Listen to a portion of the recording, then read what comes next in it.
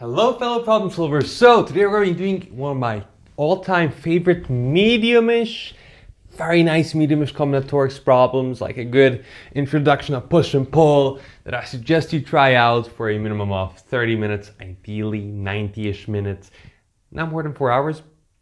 If you'd like to go along with us, give it a go for the next 15 minutes. Just put your first ideas out on paper. This is from the Taiwan Team Selection Test Round 3, quiz 3, problem 1. Apparently, I saw that there's like 110 minutes given for 2 problems on each of the quizzes. Don't know what that's about, but this is one of the 2 problems on the 3rd quiz. Now, what is this? So we have numbers which are on a circle. So we're told they're on a circle, and these are natural numbers, and each xi divides the sum of its 2 neighbors. Alrighty then, and now we have to prove that the sum of these what's called coefficients is between 2n and 3n. Now, if we're feeling like we don't understand what's happening here, what is this? So many things to do, like where do I even begin? What's best to do in those cases? Play around with some small cases, and in this case, we can play around with specific numbers or a smaller n.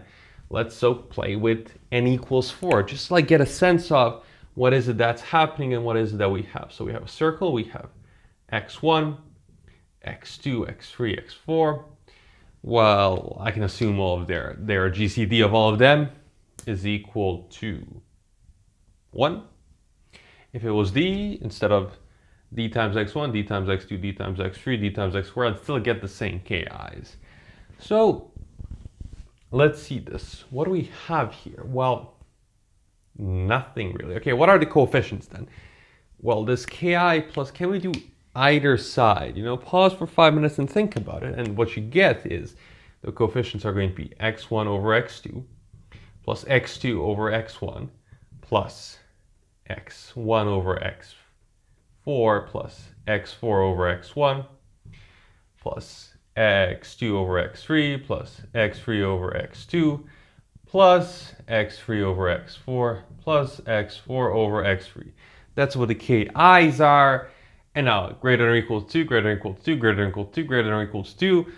And I can see how I'd get this side of the inequality. So that's really not that much of an issue though. The trouble is, how do I get that this thing is less than 3 times 4 less than 12?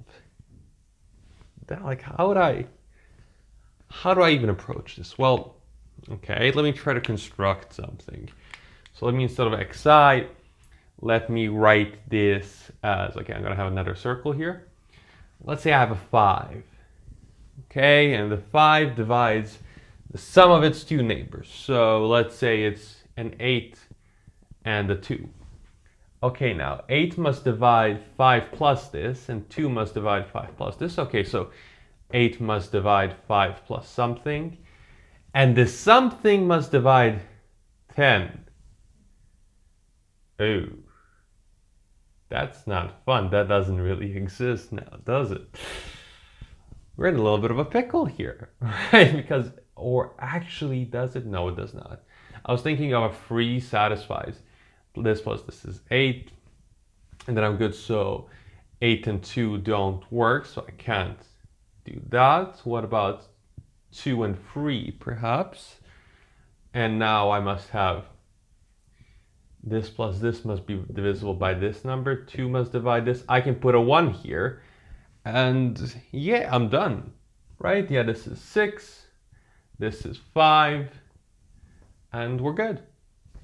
Hey, that was more challenging than I expected it to be, but challenging nonetheless. 4 might be a special case as well, but what are we seeing with 4 already? And for me, what I'm seeing is this one is a sum of, the biggest one is here a sum of these 2, which makes sense also, right? Because one of the numbers, like the 5 is like, if the numbers are x1 through x, and say x1 is the biggest one, say I have a general case where instead of x1 through x4, I have all the way till xn here. And now if x1 is my largest one and x1 divides the sum, like what does this mean? x1 divides x2 plus xn. Well, this means that this sum over here is greater than or equal to that, right? But it also means this is equal to x1 times d. If d was greater than or equal to 2, I would, and I have this is greater than or equal to, I can put this as a greater than or equal to, like, actually, these xi's could also be equal, right? I could have a 5, 5, 5, 5, 5 circle. I could have them share factors, in which case I'm in a bit of a pickle, but okay, I can then pick if x1, x2, xn are all equal. I'll just go to xn minus 1. And if they're all equal, I just have the sum that's 2n. So like there's some boundary point where I don't have that sum that's equal. So if this is strictly greater than d minus 2, x1 plus x2 plus xn, bam, bam, bam, bam, I have d minus 2, x1 less than or equal to 0. In other words, actually strictly less than 0. In other words, d is strictly less than 2. So d is equal to 1. So there's one of these numbers, which is a sum. I mean, the largest one is a sum of the two of its neighbors. Wait a second. If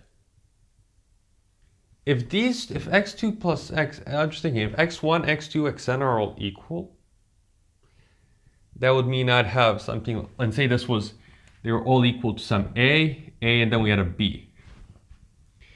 I would have a divides a plus b, where a is the biggest one, so a divides b, which means b is also equal to a. So if the biggest one of these numbers is, if there's two, if it's not equal to the sum of its two neighbors, then its two neighbors are equal to that number, and then they're all equal to this biggest number, and so the sum of these ki's is equal to 2n. Okay, but that's not what we're looking for really. We're looking for how can we get an estimate that this is less than 12, right? So like this can't be super duper big, it seems. Like, how do I even do it for 4?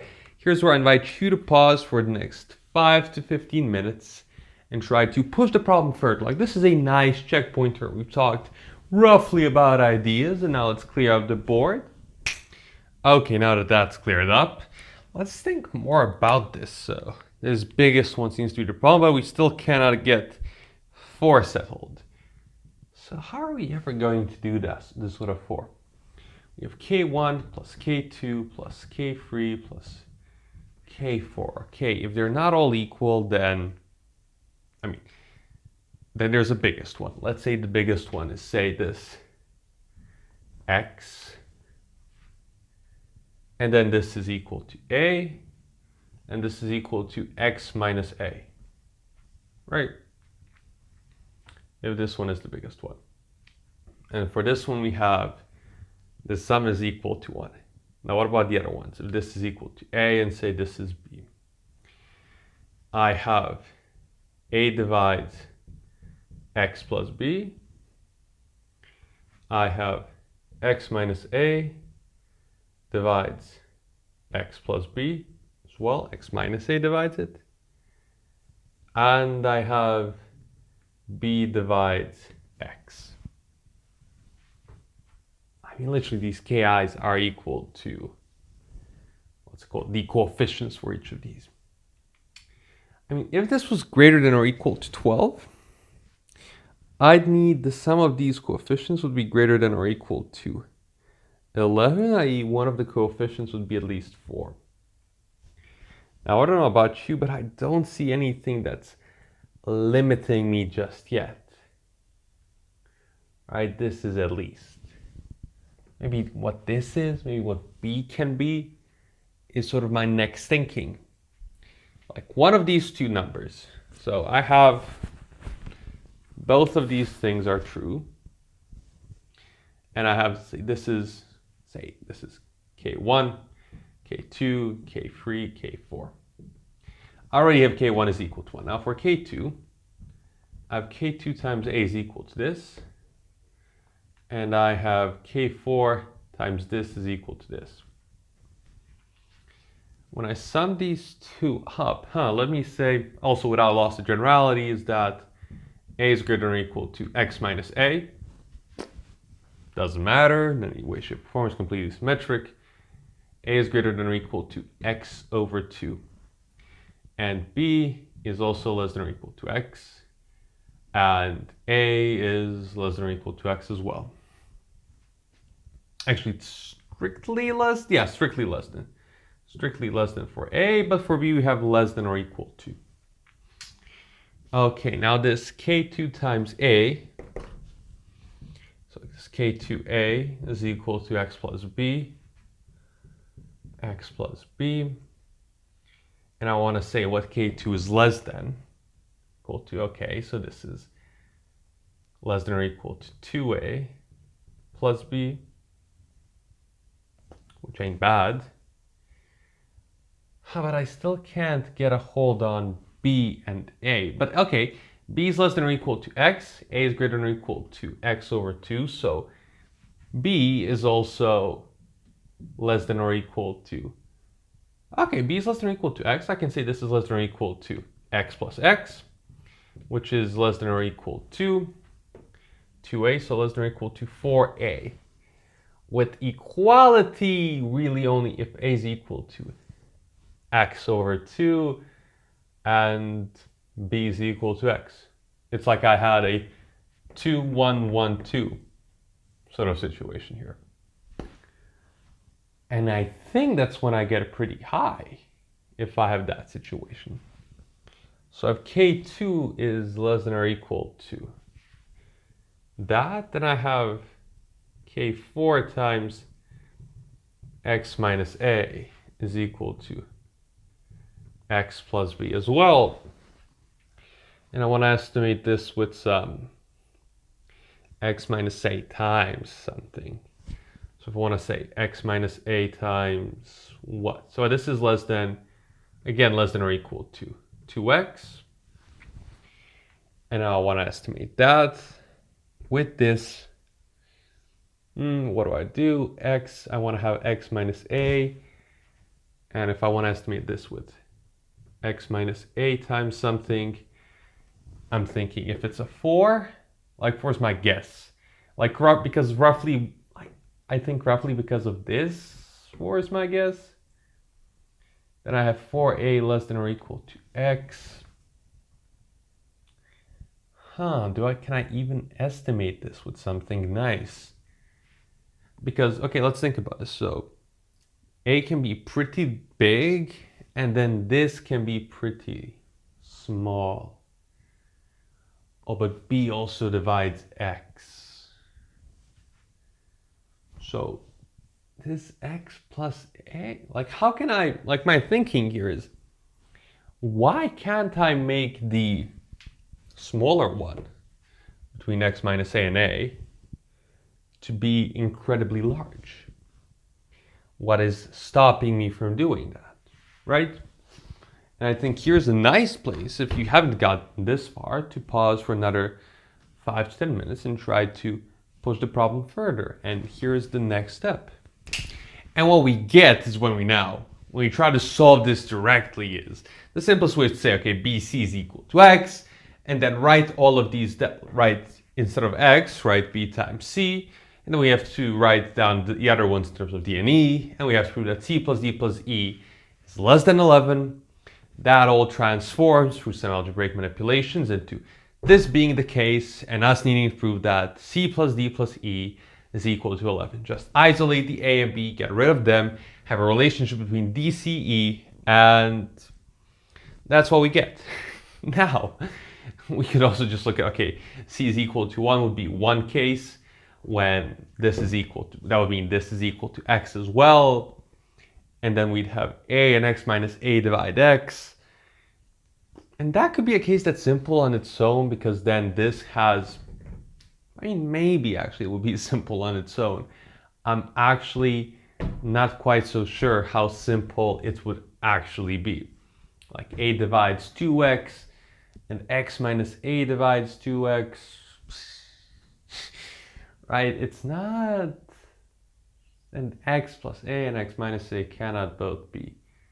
Then like there is, like, yeah, we could do some bounds here, show that this actually can be the case for many x. I mean, even here, when we just have c is equal to 1, we can solve this, I think most of the time decently well, because then it's like some things times dE is equal to something else. This is the type of equation we can generally solve and has a finite number of solutions. We can check them out for c is 1, 2, 3, I'd say. And I'd say maybe if we need to look at which one is the biggest one perhaps. What if, say, if c is the biggest one among the three, then we would have, we'd have this thing is, we can do some estimates like this. Say this is less than or equal to 2c times e plus d. I cancel the c's out, and then I have dE is less than or equal to 2 times e plus d. Now this really would narrow down what e plus d can be, because now I can write this as d minus 2 times e minus 2 is less than or equal to 4. And now, aside from the case d or e is equal to 1, which we know here would mean, so if d is equal to 1, that would mean a is equal to x plus b. Okay, so neither d or e can be equal to 1. If they're equal to 2, there might be a little bit of an issue here, because now, can 2 times a be equal to x plus b? Perhaps it could, but if, say, if e is equal to 2, then we could perhaps come at this from a different estimate, right? Like there's ways to solve this brutally. And now I'd like to, we could go also, if this is too hard, let's say we've done this. Let's say we'll be able to do it in some way, shape, or form. And our question is, okay, how does this even relate to our bigger numbers? Well, let's see if we can take this idea that we had previously about taking the biggest one. Let's say this x was the biggest one and the other ones were not at all equal to that number. Now, what does it do in general if, say, now we have xi plus 1, xi plus 2, what does it do to the other ones? And this is something that, we can play around with cases, but at the end of the day, we do need to get back to this original problem we have and try to somehow generalize. And sometimes looking at things generally can actually lead us to a solution quicker than we'd expect. So here, what do we have? Okay, this is xi, this is x minus xi plus 1. Now what happens to everything else? This is the biggest one. So we'd have x minus xi plus 1 divides x plus xi minus 2. Okay. Now what do I do with this? Well, I can get rid of the x. This is also equal to, when I subtract from this is xi minus 2 plus xi minus xi plus 1 over x minus xi plus 1. And what I've really done is I've just subtracted a 1. So it's this plus a 1, right? These two things are the same. And similarly, I should be able to have xi plus 2. And this really means that this number divides the sum of these two numbers. And similarly, this number will divide the sum of these two numbers. Now pause for the next 10 minutes and try to push the problem further, and let me clear up the diagram here a bit. And so now what we have, now that we have this thing being the case, if we have these two such that their sum is equal to the middle one, we can effectively forget about the middle one, right? Effectively, that's what we're doing. effectively we don't care anymore about x. We care about, like, if x wasn't there, the same conditions would hold true. We just have different ki's. But we'd be down, instead of n numbers, we'd be down with 10 minus 1 numbers. So this might be a route for us to go down to actually solve the problem. And if you think about it, this ki is equal to 1. This ki, once I get rid of, if I get rid of x, like I have this ki, is my original one. And that is my lower 1 plus 1. So I effectively just subtracted 1 from this one, and I've subtracted 1 from this ki. As though if this wasn't here, it's just this ki plus or minus 1. Right? Depending on like how you look at it. And that's where my free comes in. Because if I'm thinking about doing this inductively, like that's how I do it. I just had free. And I think the important part in this problem is also to note that you could always add free if you wanted to, right? If you have 2, 1, 2, 1, what's it called? And here the sum of the ki's is like, it's 4 plus 1 plus 1, which is 10. And if I was to add, say, a free here, then what I'd effectively do is I'd have the sum of my ki's. Here is, I'd have a 1 here.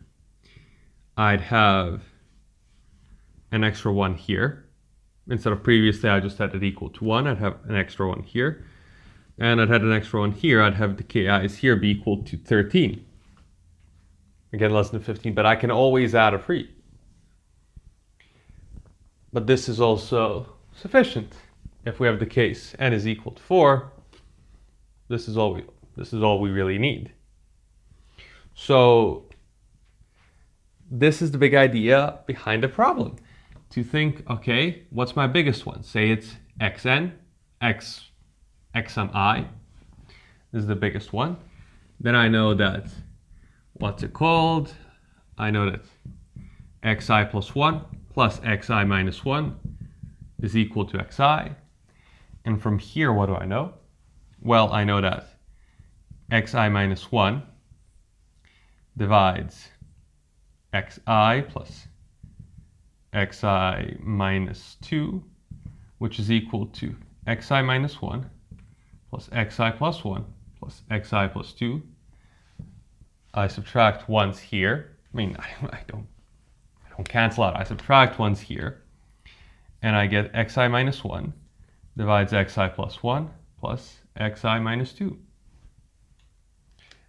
And from here, I'm just back to n minus 1 as my induction. And if I've been able to prove this for 4, then if I have an n, and I have k1 through kn, and say ki is the largest one, then for n equals 1, I'll have k1 all the way till ki minus 2. I'll have ki minus 1 minus 1. I'll skip the ki. I'll have ki plus 1 minus 1 all the way till kn. And the sum of all of these is via induction less than or equal to, and I have ki is equal to 1. And I have the sum of these by induction is less than or equal to 3 times n minus 1. So when I take the minus 1's on the other side and I add the 1, I get it's strictly less than n. It's strictly less than 3n. And that finishes up the problem. The cool part about this problem, why I like it so much, is this idea, once you take the biggest one, that you can effectively forget about this number. And you're doing induction. Like when you see this problem from the get-go, you think, okay, maybe induction, but there's they're too connected with each other. But it's a way to use that connection, use one of the connections somehow, and extract the number while keeping everything else intact. And that's why I think this is an absolutely beautiful problem. This finishes up our problem, and as always, thanks for problem solving.